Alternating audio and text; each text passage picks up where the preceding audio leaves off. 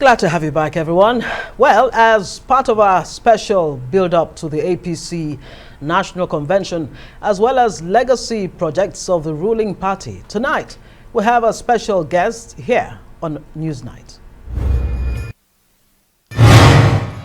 Governor of Ekiti State, Kayode Faneuil, Minister of Transport, Rotimi Amechi, and Presidential Advisor on Niger Delta Affairs, Itainang.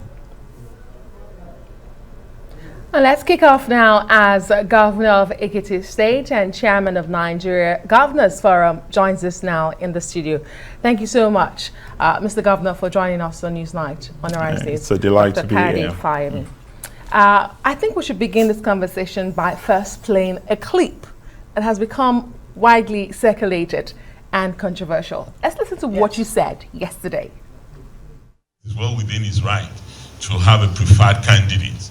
But in our party, let him come and campaign for that candidate at the Eagle Square on Saturday.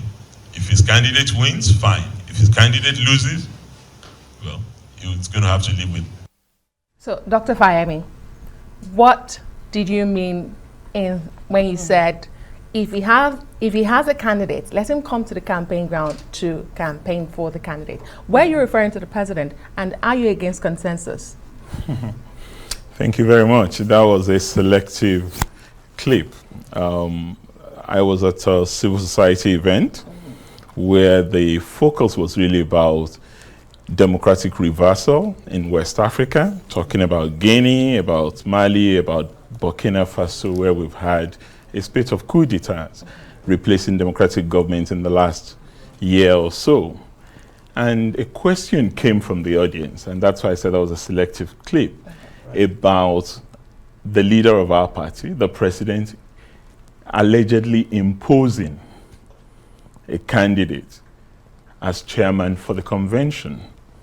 I understand the civil society setting fairly well. I used to be the head of the organization where I was speaking, and there were a number of diplomats and other international players in the audience. First was to clarify to everybody who was there that, one, our president wasn't imposing anybody. He had not given any impression to anyone that he was imposing anyone. And that even if the president were to have a preferred candidate, we are a democratic organization. Our party is not a party of imposition. That candidate, unless agreed by consensus, would have to come to the convention ground and compete alongside others. And that's really the position of Mr. President. Anyone who knows the president knows he is a Democrat. He doesn't want to impose his views on anyone. So I don't see why that should be controversial in any way. Why then is the C word, I mean, why does this word refuse to go away? Consensus. That seems to be what we're hearing everywhere. There's nothing wrong with consensus, but isn't that fundamentally antithetical to the spirit of democracy? No, it's not. Should consensus become the norm? Because that's where it seems to be going within the APC instead of the exception. No. I don't think there's anything fundamentally undemocratic about consensus. As a matter of fact, if you check the constitution of APC, it actually outlines very clearly that there are 3 modes of selecting party officials in APC: direct elections, indirect elections via delegates, or by consensus approach. But a dimension has also come into that picture with the new Electoral Act, which now stipulates that even where you have a consensus and everybody agrees, they need to now put it in writing. Right. That is democratic because they've all agreed that this person is best qualified for this job and we want this person to be our representative. So there can't be anything wrong with that. It's less than 24 hours to the convention. Is a consensus candidate emerging? Has one emerged so far? Well, I hope for the chairmanship position. Well, certainly, I hope a consensus candidate emerges. Then it will save us all the trouble. But from all the evidence before us and what I have seen from the result of the screening committee, I hope we collectively get to that point in which we agree that this one person, whoever that person is, would be the preferred choice of all party members at the convention tomorrow. But we're going to have to wait for the convention to happen. Don't preempt what will happen on the ground. Okay, and just referring, piggybacking to what you said about the Electoral Act, we're counting hours. Do you have those routine withdrawals of aspirants? Any written withdrawal at all? I am not in charge of the elections. You're a governor. You're part I of am a governor, but governor. the last time I checked, the party has actually appointed some people to superintend the election subcommittee of the convention, and I am not on that committee. You also referred to the president and his position of being democratic, and I think people will agree with that. However, we have Governor Lalong of Plateau State, who on a televised program on the national television yesterday said the Progressive Governors Forum had several meetings with the president, and on one occasion he said to them, we should go the way of consensus. Yes. On another occasion he said to them, you know, I have a preferred person and I would like if it is Abdullahi Adamu. This was Governor Lalong on the national television yesterday saying that. So you're part of the governors. It's not contradictory. Well, so does the president have a preferred candidate? I wouldn't know until I get to the convention ground. Okay, on Wednesday. Before you because go, I want to buttress that. Great. On Wednesday, the APC governors also met with the president, and after the meeting, they briefed the State House correspondents, and they did say we would go with the president's choice. So, yes. Are you still insisting the president doesn't have a preferred candidate, and you do not know about it? We will go with the president's choice when we get to the convention ground. You are trying to preempt our election. We don't want to have election before election. That would be a violation of the Electoral Act as well. Let's get to the ground and decide which way we're going. If I hear you correctly, what you're saying is at the convention there's going to be an election. But if we were to state our preference, we'd rather have a consensus candidate. Absolutely. Is that what you're saying? That's what I'm saying. Okay, let's just put that to rest a little, even though I'd like to ask exactly what the president said to you clearly, without, you know, being ambiguous at that meeting, at the meeting. What the president said to us at the meeting, it was a meeting of his governors as the party leader, not as the president of Nigeria. Yes. Okay. And that's a meeting between us and our party leader. All right, it's not something we should be sharing on the pages of fair enough. On the television fair enough. hall. You are the chairman of the Progressive Governors Forum. I'm not. Oh. I'm the chairman of the Nigerian Of the Nigerian Governors Governors, sorry. I meant to say Nigerian Governors Forum. Which is non-partisan. Great. Okay, great. But you're part of the Southern Governors Forum. I'm part of the Progressive Governors Forum. Super. And I am part of the Southern Governors Forum by virtue of the geographical location of my state. Great. And that brings me to the question of zoning, where the Southern Governors had said the presidency come 2023 should, actually must, that was the word used, must come to the South. Where is all of that now? Especially as we're hearing, different names have come up from the South, those who want to be president. Your name has, featured prominently, as well as the name of Asiwaju Bola Ahmed Tinubu, who actually has announced to the world that he intends to be president. What is the position of that right now? Has it changed? To the best of my knowledge, and I was actually at that meeting, there was no use of must. It was the media that decided to insert must. I think it was should that the Southern Governors Forum said in their communique. However, it's always been known that various categories of people would push interests that are dear to them. Do you want to run for president in 2023? I haven't come to that decision. That's not why I'm here. You asked me to come and talk about our convention.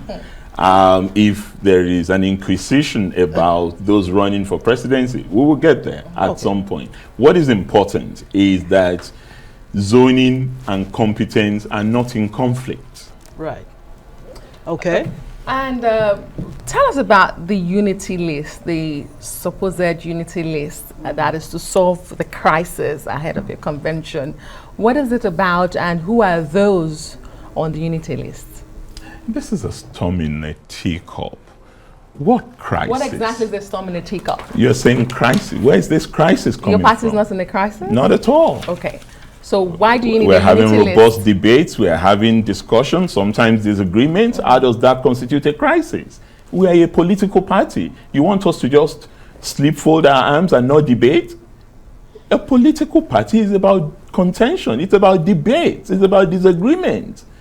But we can disagree without being disagreeable. And that's what we've shown. So what's the unity list?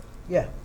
The unity list is also a way of ensuring that we come out of this process as a united front.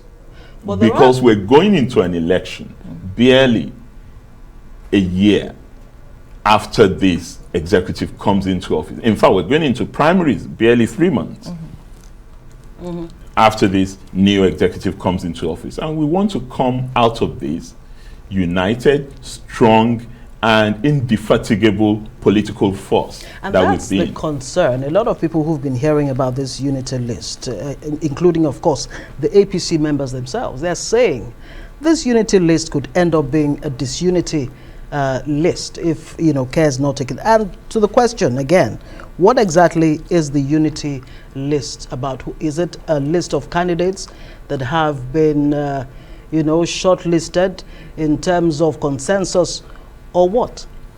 To the best of my knowledge, I have seen a report of the screening committee, and the screening committee has cleared no fewer than 3 or 4 people for each position.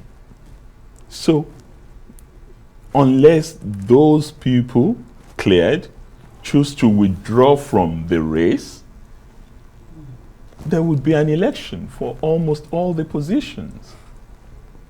And that's why I said I am not aware, because I'm not in the election subcommittee. I'm not aware if there had been withdrawals now that would necessitate everybody uniting around one person per position in the course of the election. And then in the positions where there is no decision, then it will go into a competition. There's nothing wrong with that. So by this time tomorrow, the convention really should be underway. Are there concerns that you have, especially bearing in mind the events that have unfolded in the last weeks or months, if you like? I mean, the attempted coup against the May Malabuni Caretaker Committee, number one. I wasn't aware of any attempted coup. Splinter groups of the APC, as at today, on the eve of the APC National Convention, or your APC actually broke into 2 factions and inaugurated a factional chairman. I wonder if you're aware of that, and what does that really mean? I'm not aware of that. Okay. If there is a faction that is recognized,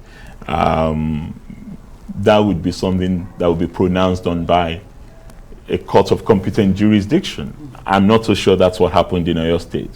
What probably happened is just a contention amongst various tendencies. And you would always have tendencies in a political party. Yeah, I raised that because of the likelihood of post-election litigations. Is that a major concern at all? With Congress's issues except if the current resolved? executive in Oyo State had been annulled by a court of competent jurisdiction. If it has not been annulled by a court of competent jurisdiction, then the delegates produced by that executive will be the delegates that will be recognized in the convention tomorrow. Let's talk It's about a pretty straightforward process. Let's talk about staying with the events that have been a build-up to this convention and the role of the president. What do you say to those who said your party has relied heavily on the president? He decides who's your acting chairman, he decides his tenure, he extends his tenure, and now again he's about to decide who becomes your chairman at this convention with a consensus candidate. Some have even said it's an imposition. they say it's undemocratic to have the president have so much influence in your party politics. What do you say to people like that? I just addressed that question because that was the very first question you asked me this evening. It's not the same question. About the president being an No, a I asked if the dictator. president had a candidate, preferred candidate. Anyway, let me answer your question directly. I have worked with the president long before he even became the president of Nigeria, elected to the office. And I do not know the president to be anything but a Democrat. He may have had a military past, but the president actually subjects a lot of things to debates, to discussions, and ultimately errs on the side of the majority. So, but that does not detract from the fact that he is the leader of this party, and we have tremendous respect for him. Okay. So there's no reason why sometimes we count on his wisdom, we count on his wise counsel, we count on his advice, and we defer to the advice, which is often in the overall interest of the party and the country. All right, Mr. Governor, we'll put you on hold. There's breaking news just coming in. Main opposition party, the People's Democratic Party, has approached a federal high court in Abuja to seek the invalidation of the outcome of the APC National Convention. In the suit, the PDP is also praying the court to restrain the Independent National Electoral Commission from recognizing or having any business whatsoever with the APC as a registered political party. INEC, APC, registered trustees of the Caretaker Extraordinary Convention Planning Committee and national chairman of the CECPC are listed as defendants in the matter. Mr. Governor, I'm sure you'd like to react to that. As I was reeling that out, you had a smile on your face. What exactly? Frankly, it's immensely laughable and quite disappointing, because all this shows to Nigerians is that the PDP is afraid of an open competition in an election that Nigerians are the decision makers.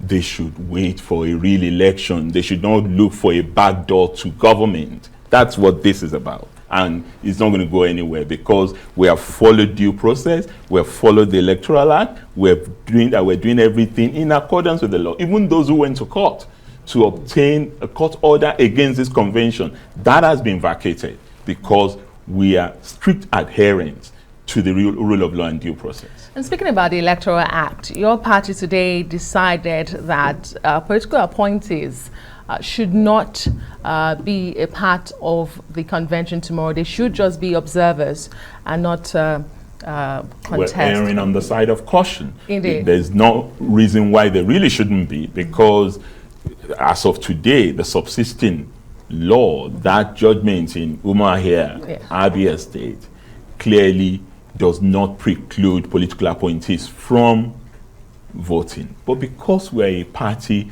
that is very committed to not just the letter but the spirit of the law, we've chosen to err on the side of caution by not allowing our people to do that. In the event that the case that is still ongoing in the appeal court rules against that particular decision of the High Court in Umuahia. But as of now, the subsisting position of law is the one pronounced by the court in Abia State. Okay, I know I did ask you earlier if you would, throw your hat in the ring for 2023, presidency. What about that? Are you seriously thinking about that? Are you consulting already? Tell us. You're coming back to that? Yes. Well, you've asked me this. Don't you like every other? You have asked me this question in the studio. Your colleague Rufai has asked me this question from the Lagos studio, and I have given you the same answer. No, you've not given me any answer. I have a job of work that I am doing today. I'm the governor of Ekiti State, and my primary focus is to finish that job well. That is not to suggest by any stretch of imagination that I do not have what it takes to be the president of Nigeria. Absolutely. And I will cross that bridge at an appropriate time. Okay. We would keep our fingers crossed and hope they don't go numb. Thank you so much, Dr. Kayode Faneuil, Governor of Ekiti State, Southwest Nigeria, and Chairman of the Nigeria Governors Forum. Thank you so much for being on the news.